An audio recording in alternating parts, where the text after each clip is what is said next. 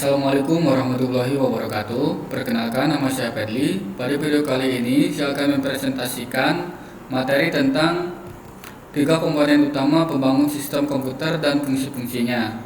Nah, seperti yang kita ketahui bahwa sebuah sistem biasanya terdiri dari beberapa komponen yang membentuk satu kesatuan dan memiliki tujuan yang sama. Nah, begitu pula dengan sistem komputer. Agar sebuah sistem komputer dapat dioperasikan, paling tidak komputer tersebut memiliki beberapa komponen utama yang saling terkait antara satu sama lain. Nah, komponen-komponen tersebut yaitu ada yang namanya hardware, ada yang namanya software, dan ada yang namanya brainware.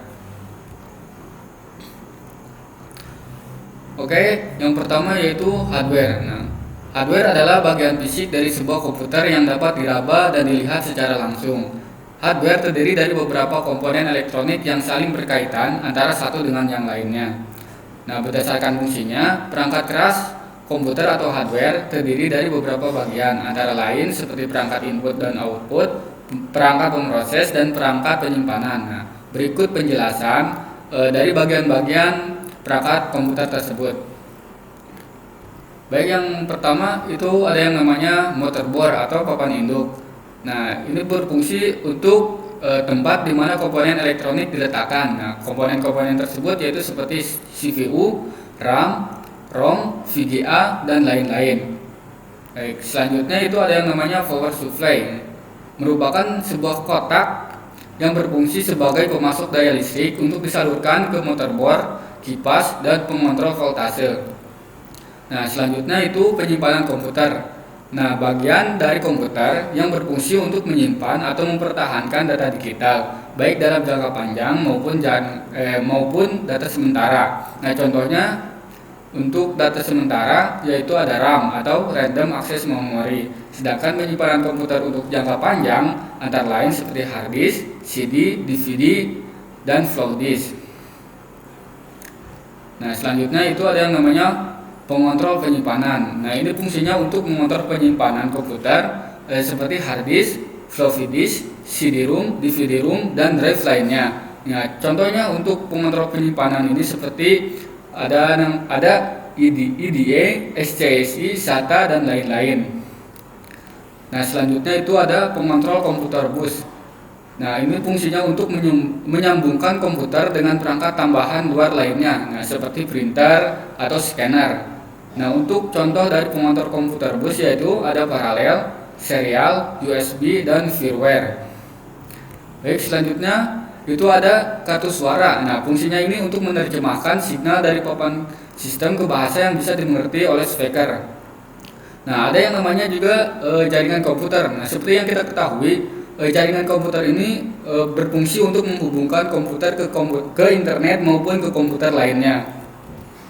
Nah, yang terakhir itu ada yang namanya perangkat input dan perangkat output. Nah, untuk perangkat input, nah ini berfungsi untuk memasukkan sesuatu yang berkaitan dengan instruksi yang diberikan kepada komputer oleh pengguna. Nah, beberapa contohnya itu seperti ada mouse, keyboard, joystick, dan lain-lain. Nah, sedangkan untuk perangkat output yaitu berfungsi untuk penampil atau keluaran dari proses yang dilakukan oleh komputer untuk selanjutnya ditampilkan kepada pengguna. Nah, contohnya ini seperti ada monitor, speaker, dan printer.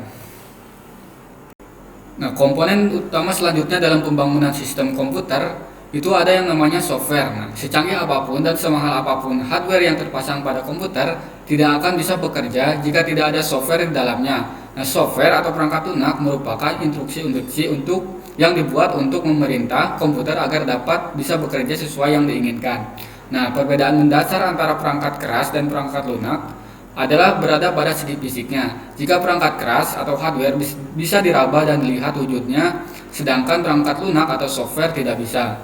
Nah, perangkat lunak komputer dibuat dan ditulis oleh programmer menggunakan bahasa pemrograman yang terdiri dari beberapa basis kode. Nah, berikut macam-macam perangkat lunak komputer yang sering kita temui.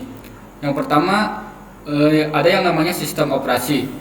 Nah, bisa dibilang sistem operasi ini adalah nyawa dari komputer. Tanpa adanya sistem operasi yang terinstal pada komputer, maka komputer tidak bisa dioperasikan. Nah, beberapa contohnya itu seperti ada Linux, Mac OS, dan Windows.